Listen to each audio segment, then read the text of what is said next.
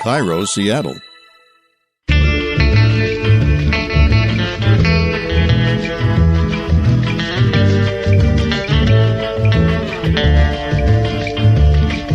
I'm Rachel Bell, and this is Your Last Meal, a show about famous people and the stories behind the foods they love most. Today on the program, Taylor Hanson.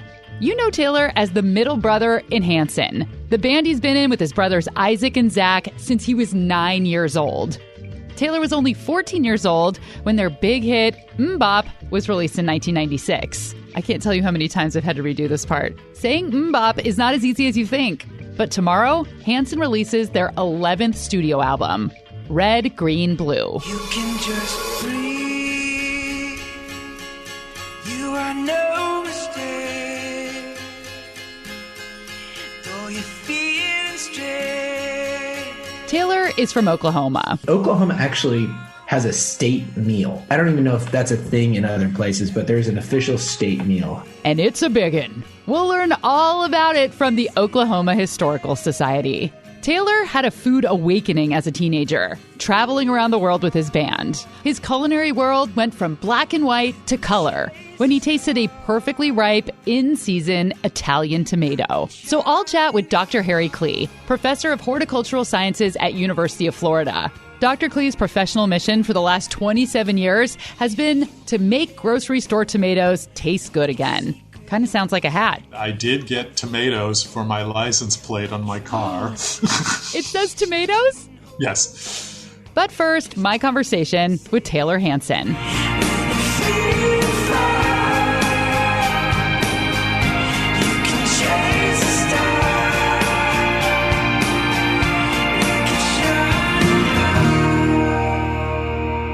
Unfortunately, I couldn't get a studio that has a camera, so I'm not going to be able to have mine on, so it's going to be a one-way street. No worries. I mean, back in the day, we used to just have phone conversations. What a concept. Maybe we should just write each other letters, and this interview could take 6 months, and I could just ask one question, and you could write me back, and we'll just go from there. Yes, and I'm interested in that. Taylor is one of 7 kids, and now he and his wife have 7 kids of their own. You know, my wife and I, we got married very young. I've been working since I was really young, so everything's happened early. We have this big family. We have all these kids. You know, we have a lot of chaos around us, but neither one of us ever thought we would be those people. We both were very much interested in the career path and adventures, and maybe that's why we have 7, because we're not planning, you know, like some people do when I'm going to have these many kids and this is my trajectory. We've always been very, you know, all about the kind of the life experience, not thinking, you know, this is the box of my family plan. We found that we also just enjoyed our kids and enjoyed sharing life with them, and I would say I saw that in my family dynamic growing up. You know, one of the biggest differences is I'm almost 10 years younger than my parents were as far as having kids. We've come of age as parents. I'm about to be 39 and I have a 19-year-old. So we were 19 and 20, you know, so we've had a very interesting experience being parents young. Has been kind of different than the experience I know my parents had. Yeah, and you have quite the spread, too, because I saw that your first son was born in 2002, and then you had a daughter in 2020. So it's like, one's out, and then let's start over again. We have a 1-year-old, we have a 3-year-old, you know, we have a 9, 13, 15, 17, 19. So we have this whole range. Yeah, it's an adventure. Taylor and his brothers have been touring the world for more than 20 years, but they all still live in their hometown of Tulsa, Oklahoma. That's a state that I know nothing about the food. Is there like an official food of Oklahoma or something that if you're from there, you'd say, oh my God, did you grow up eating blank? It's very rugged here, and there's a bootstrap, figure it out kind of energy, and a lot of agriculture history, a lot of real life cowboys. Most towns are 10,000 people or less. Tulsa and Oklahoma City are like about 1 million plus. So those are like the big cities. So the food culture is definitely going back to hearty, heavy, comfort food. Probably the most unique thing is chicken fried steak is like very much an Oklahoma thing. If you don't know what it is basically a really low quality piece of steak, something that needed to be pounded out, something that would have been not particularly tender. And they just tenderize it like crazy, and then batter it and fry it, and then it's cooked. Cooked like a fried chicken would be. It's quite amazing and incredibly terrible for you. Chicken fried steak is something that I could eat in my 20s, like go out at night, wake up, go to brunch with your friends. And now if I eat it, I am wrecked. Like I have to sleep for 14 hours afterwards. I can't have a functioning day because there's, usually like a white gravy, just like blanketing it all over. That is true. The gravy, there are people that do them as sandwiches as well. Like that happens sometimes. There's a couple spots that do that. But it's not, that's not an everyday thing. Oklahoma actually has a state meal. And it's a meal that's so large that it would feed a state. It reads like Thanksgiving on the range. I don't have it listed, but it has everything in it. I don't even know if that's a thing in other places, but there's an official state meal in Oklahoma. Wait. I have to look this up now because, what does that mean? It's how it would be a state bird or a state flower? Yeah. What are we going to do when the governor brings people together? We got to have a state, this is the official meal. Oh, I found it. Do you want to know what it is? Yeah, read it. Go for it. Well, before I go, do you have any guesses of what's on the list? Yeah, I'm pretty sure it has. I think it has it has potatoes of some sort. I think it has green beans on it. I think it has. So far, you're 0 for 2. Oh man. The official state meal of Oklahoma consists of fried okra, cornbread, barbecue pork, squash, biscuits, sausage and gravy, grits, corn, strawberries, which is the state fruit, chicken fried steak, pecan pie, and black-eyed peas. Sounds delicious. Yeah. Sounds like you need a wheelbarrow to get yourself out of the room after that. And it says Oklahoma is the only state that has an official state meal. Some states have one or more official foods, but you guys were like, no. We need a whole dinner. This is the meal you eat after you've been out moving, cattle around. That is like a covered wagon, straight up Western expanse, meal. Yeah, when you're doing the real Oregon Trail, but in Oklahoma. Yeah, you're actually, you are the pioneer, and you're hungry as hell.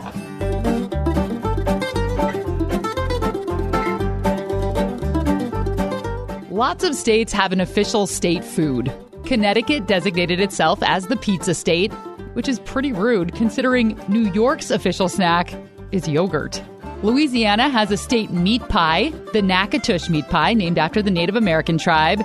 And in Massachusetts, they have a state dessert, a state cookie, and a state donut, 2/3 of which are Boston cream pie. Missouri's state dessert is the ice cream cone, just the cone, no ice cream.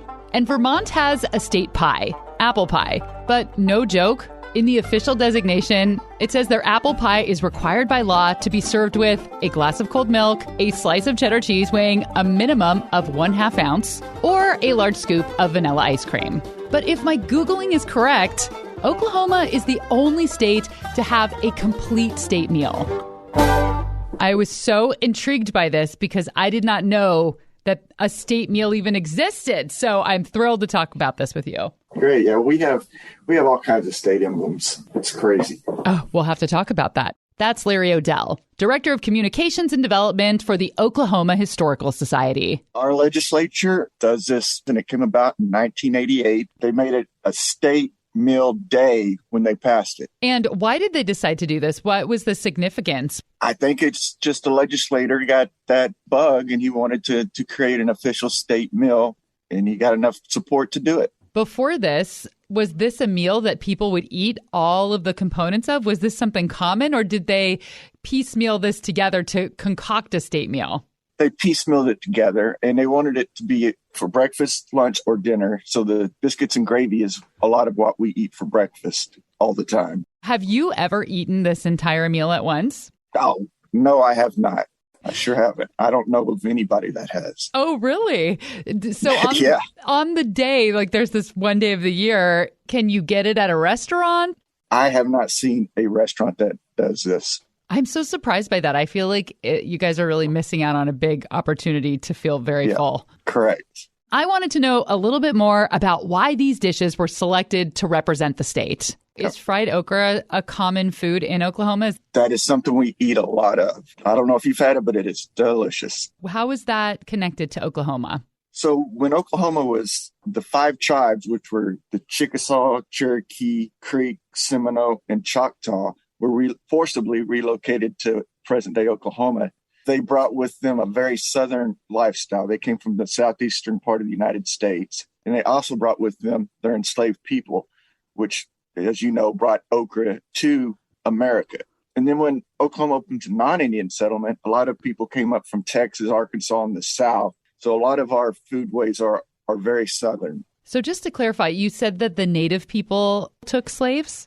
Yes, those 5 tribes. They came from southeastern United States and had assimilated the southern culture. Next on the list, cornbread. Cornbread, again, southern. Cornbread was also a staple for our Western heritage. A lot of the cattle drives and things out on the plains. We're a weird state in that we're considered the plains, we're considered Southwest, we're considered Southern, but a lot of the cowboys and the ranches out here cook cornbread. So it's part of our culture. So Larry and I were going through the list, and over again, he said the same thing. Most of these foods were brought to Oklahoma by Southern transplants or by the Native Americans. Squash and corn is a staple for those nations, and in Southern cooking also. And corn, it's used in all kinds of Oklahoma recipes, fried corn, corn on the cob, moonshine. Just like Taylor mentioned earlier, there is one dish that ties the whole state together. Chicken fried steak combines both of our cultures. It combines our Western heritage and our beef and our cattle drives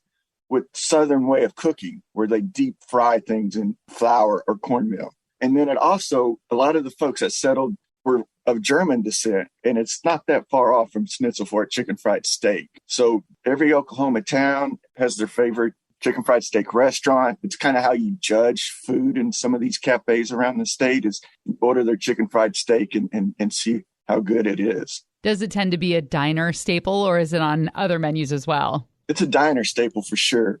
But I ate at a place this weekend that took a really good cut of steak and made it into a chicken fried steak. And one reason you have a chicken fried steak is to kind of hide the bad cut of beef that you would get. It's usually a round steak that you've really hammered and then deep fried. You have to have the white gravy on top of it, so there's even something else that covers up the taste of the steak. So did you have chicken fried filet mignon or something like that? There is a restaurant here in Oklahoma City that does that. Yeah. Oklahoma may have claimed chicken fried steak as a part of its official state meal, but the Texas legislature named the small town of Lamesa, Texas, as the official home of the chicken fried steak. All because of an article that ran in the New York Times in the 1970s claiming that chicken fried steak was invented there. But it turns out that's not actually true. The journalist who wrote that article made up the entire story. I tracked down that journalist and got the whole story for our chicken fried steak episode, The Last Meal of singer Mary Lambert. It's such a good story. It is very odd, and I highly recommend going back to the archives and listening to the Mary Lambert episode. On top of having an official state meal, Larry says they have all kinds of other designations, culinary and otherwise. Like we have an official state steak, which is the ribeye. We have an official drink, which is milk. What are some of the non-food things on the list? We have official fur bearer, which is the raccoon. Fur bear? Fur bearer. Fur bearer. It's hard to say. What is a fur bearer? It's a mammal with fur. Oh, okay. Yeah.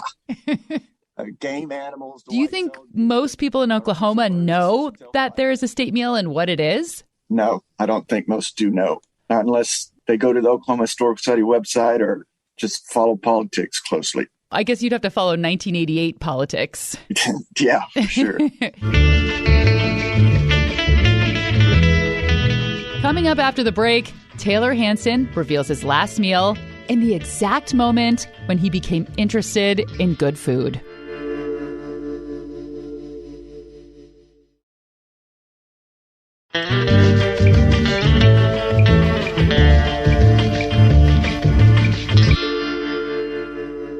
What would your last meal be? Oh my gosh. Last meal. You know, Italian food was my awakening to great flavors, and, you know, traveling and suddenly experiencing really fresh ingredients, the coastal sort of fresh Italian, Naples, you know, just what the power of less ingredients, but applied and combined in a way that's really delicious. That's probably what gets my heart going pitter patter the most. My grandmother used to say, you know, eat dessert first you appreciate it more at the beginning of the meal. So, jump to the good stuff. Oh, I love that. She sounds like she was probably real cute. Yeah, she was funny, and she loved to bake. So tiramisu is on that list for sure. Might you have it first? I don't know if I actually would have it Okay. first, but I do love tiramisu. Love great coffee. A litmus test of restaurants, for me is always to order the coffee as a measurement. So obviously, great Italian espresso. Ely would be my go-to there, and I think food-wise, probably some kind of angel hair with a pesto sauce. Keeping it simple. Burrata is like a love language. Caprese, but with burrata. So you've got the combination of the freshest tomato and with olive oil and balsamic vinegar and fresh basil and burrata, a nice toasted focaccia bread to mix in there. The tomato thing is real. I mean, growing up in the States, you're used to just year round getting a tomato in your sandwich, and it's kind of pink and mealy. Yeah, and I didn't like tomatoes until I was 28 because I'd never had a good one, so I was afraid of them. And it wasn't until I was dating this guy and he had a garden and he gave me a sun gold tomato, like the little cherry orange one off the vine. And I was shocked that it could taste sweet and have a good texture. And so now I can eat tomatoes, but only good ones. I'm a tomato snob, but like you mentioned that until you went to Italy, you felt like you hadn't really had a tomato before. Absolutely. I mean, having this awakening to food, particularly, I have a picture of sitting as a touring band, you have these odd experiences that are out of the ordinary for a lot of people. But, I'm 15 years old, I think, and you're at a restaurant looking over, the harbor there, and Naples is stunning, oh my gosh, this is such a picturesque space. And you order this caprese salad, which I'm curious about, and it's just tomato and basil and, fresh mozzarella and olive oil and balsamic vinegar, and I just remember putting that in my mouth and being like, what is this? Like, no idea, that it could taste this way. And there's so much more flavor in the food. I've never been good at it myself, but I love the idea of having that in your garden and having those key elements that you can keep fresh, because it just changes your whole food experience. For his last meal, Taylor Hanson wants tiramisu with Ely espresso, angel hair pasta with pesto, a caprese salad with fresh, ripe Italian tomatoes and burrata, and some toasted focaccia. Since you were so young when you were touring, you're 15 and you're having this culinary experience with the tomato in Italy, which is not so common for a 15-year-old. No, not common. What was it like then to go back home to Oklahoma and, you have this family with a whole bunch of kids and, your mom cooked very classic things like you said, sloppy joes and grilled cheese. Were you and your brothers in the band suddenly kind of alien to the rest of your family who was eating this way? Well, I'm the only one that particularly had that awakening, Okay. Isaac is a little bit, he's more interested in trying things, but, Zach was very content until I think probably 25 to meat potato, is pretty much the diet that he lives on. Less interested in the adventure, more interested in the comfort side. And that's just kind of who people are, right? But me, actually, I remember my wife telling the story of, my wife's from Georgia, so land of real Southern food, Atlanta. Her asking me about food and me saying I loved Italian, that was my, go-to. I mean, Italian and Thai, Chinese, French, but even for her, growing up in Georgia, growing up in Atlanta, she didn't think she'd really been to just a straight up Italian restaurant, even at 16. The idea that a 16 or 17-year-old, because we've been dating since we were teenagers, would be like, I have this specific interest for specific food, was different from that. Just age-wise and generationally, you're kind of you're eating whatever's in front of you with the family, until you start to go out on your own. So food just became more of an expression and a discovery element for me, and it still is. And that's one of the things I love about it. Were you able to turn your parents on to the things that you discovered when you were traveling, or did they stick pretty steadfast to what they were used to? My folks are not particularly adventurous in food. They never were. Yeah. So not really. I mean, I became the go-to, hey, Taylor, is there a restaurant that's good in Chicago? I'm like, oh, yeah, well, this is where you should go. Or is there a good restaurant in Tulsa?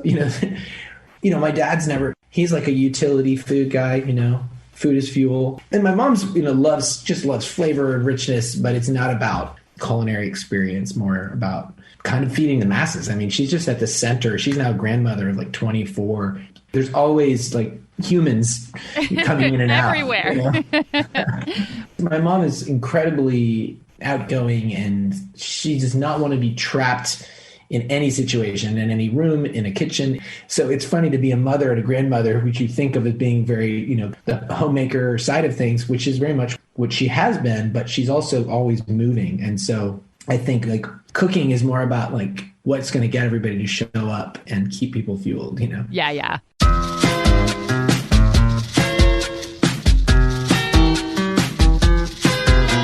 Before our interview, I got an email with some of Taylor's thoughts on food. And he said, quote, "I don't think I had actually tasted a real tomato before Italy. Horizons were broadened, and I've been a curious foodie ever since." And if you've ever had a freshly picked heirloom tomato, or almost any tomato grown in season and picked close to where you ate it, you know there is no comparison to the mealy, pale, out-of-season tomato slices you get on burgers and deli sandwiches, and the subpar tomatoes sold in grocery stores. And this got me thinking, why are grocery store tomatoes so bad? Probably the simplest way to explain it is just the old standby saying, follow the money. That's Dr. Harry Klee, University of Florida professor of horticultural sciences. He has spent decades researching and growing and trying to decode the secret to growing a better commercial tomato. The fact is that most commercial growers are not paid for flavor. They're paid for yield. So the more round red objects that they put in a box, the more money they get. They do not get any more money whether that thing tastes like cardboard or whether it tastes good. So the system is set up in such a way that they do what they need to do to make money. The reality is that most consumers don't want to pay more for their food. When we did surveys, we sort of asked, how much of a premium would you pay for a good tasting tomato? Only 20% of people surveyed would pay $1 extra a pound for a really delicious tomato. The vast majority of people want a tomato that is cheap and they want it year round. So the industry has positioned itself to provide that need. So you end up with a product that is cheap to produce, ships well, and lasts forever on the shelf.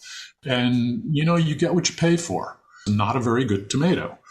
Of course, there are people who will pay more, who will go and buy the heirloom tomato at Whole Foods or whatever at the public market, but the cost is much higher. Why can't it be cheap and also taste good? Well, we think it can, and we're working on that and very hard. But the simplest answer to that is that what the breeders have done is to select for larger and larger tomatoes. They've taken, let's say, a great heirloom tomato and added water. So they've diluted out all of the nutrients, and particularly the sugars. Flavor is the combination of taste and smell. And smell is absolutely critical for flavor. Much of what we have worked on over the years is to understand the volatile chemicals that give you the aroma. So what they've done is they've diluted out all of the sugars, the acids, and the volatile compounds to the point where you're just basically added water. And so that's why it's so tasteless.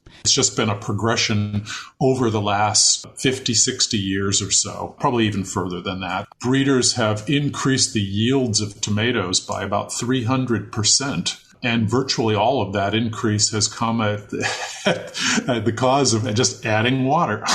The thing that, you hear a lot about different fruits and vegetables from the grocery store and why they're not quite as good as what you get from the farmer's market is that you hear that they pick them when they're not ripe and then just let them ripen off the vine. But it sounds like these tomatoes, no matter what, they don't have the good stuff inside of them, no matter when you pick them. Yes, that's absolutely true. You compound the effect to some extent by picking them when they're immature, but that's not the major reason. The major reason is the genetics. And that's what we've spent the last 20 years trying to understand is what are the genetics that determine whether that tomato tastes good or not. You said that people demand tomatoes year-round, but sales must be good with these bad tomatoes if they continue to sell them at the rate that they are. Have people just accepted that this is what a tomato is? Are people buying all these bad tomatoes? Yes and no. The Florida tomato industry, their market share has dropped dramatically in the last decade.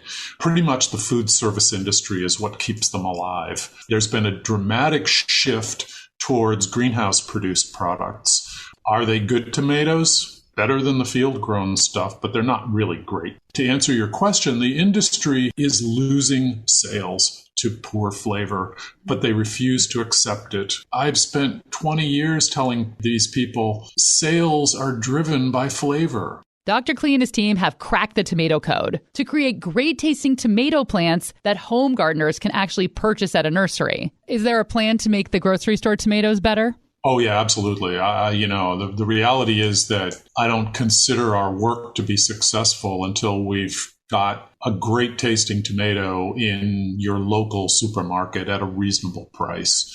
The home garden market is actually much easier. The next challenge, that supermarket challenge, is much more difficult because until we fundamentally change consumer behavior, make people go into the store and say, all right, I don't want that crap. I'm going to pay for a really good tomato. And we basically have spent the last 5 years trying to put the flavor back into these modern commercial varieties. And I think we're actually really close. They're in the field right now, and in June they will be tested with our consumer panels.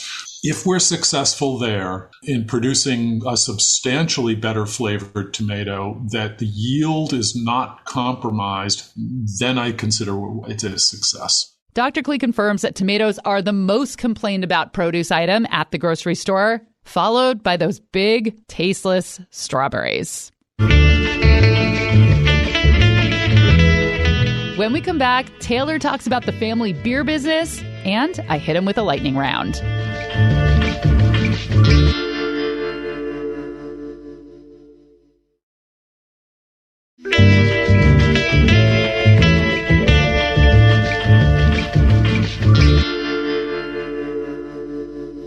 Hanson is probably most famous for the song Bop that came out 25 years ago. And since the song is now over 21, it makes perfect sense that they'd turn it into a beer. Hanson Brothers beer is available in several styles, but the very first beer they brewed is called Hops. So that particular style was the first style we produced, manufactured, and released in 2013. It's a pale ale. It won a gold medal in the World Beer Championship, and nice. It's a little bit more of an English style pale ale. It's, interestingly, not as hoppy as you might think. It's not like a West Coast IPA.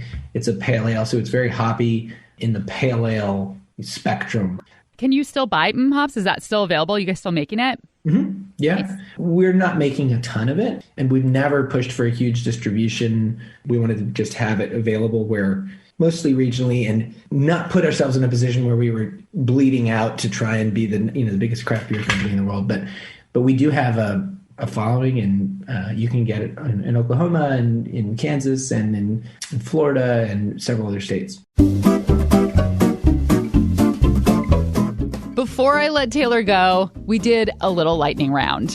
What is your favorite culinary childhood memory? The first thing that comes to mind, cherry pie. My mom's cherry pie. Like, that's the strongest, like, oh man, I can taste it. What is a restaurant that when you're on tour, you're looking forward to going to that city so you can go to that restaurant? Gosh, there's just so many. I'm thinking Hattie B's in Nashville. Nice. Hot chicken. And Moza in LA is amazing. Nancy Silverton's Italian place. Yes. Yeah. What is your perfect birthday cake? My perfect birthday cake is probably a pie. I'm not a huge cake fan. I love a cake donut. Cinnamon and sugar cake donut is to die for. And what's one thing that you always put on your rider when you're on tour? Like a green juice, used to be Odwalla or Naked Juice, like that. Super powered, but very tasty. Green smoothie juice. I wish I could go back in time and interview people in the 70s or 80s that were in rock bands, because every single person, when I ask what they have on their rider, it's always healthy. It doesn't matter who it is, what genre of music. It's always like, oh, we have a vegetable platter, we have green juice, we have kombucha. And can you imagine, talking to Slash in the 80s of yes. what would have been on his rider? It's just funny to me. What brand of cocaine do you have? Well, I didn't mention all the beer or the whiskey, But yes, those things are on there too. Yeah, the sex, drugs, and rock and roll has like gotten a little bit of like a green juice tinge. It's all still there, but like with a little healthier twist. Yeah, exactly. Yoga, kombucha, and rock and roll. And that was Taylor Hanson's last meal. Hanson's new album, Red, Green, Blue, is out tomorrow. You can check the show notes for a link. And Taylor is the founder of a nonprofit in Tulsa called Food on the Move. Food on the Move is really all about ending food deserts and bringing access to fresh produce in neighborhoods that don't have it. Thanks to Larry O'Dell with the Oklahoma Historical Society and Professor Harry Klee, the tomato doctor, who leaves us with one final piece of advice. Never refrigerate your tomatoes. The tomato is a living organism. It's constantly replenishing those volatile chemicals. And what happens is that the genes that are responsible for making those volatiles shut down. Can you explain what volatiles mean to people? Those are the things you smell. So those basically go away. And like you said earlier, if there's no smell, there's no flavor. This episode was produced by Laura Scott and me. Theme music by Prom Queen. If you're listening on Apple Podcasts or Spotify, take one teeny tiny second to leave us a review. We would really, really appreciate it. I'm on Instagram at Hello Rachel Bell. And if you have a guest to recommend, a comment to make, or you're a company who wants to advertise on the show, send us an email. Go to yourlastmealpodcast.com. I'm Rachel Bell, and this is Your Last Meal.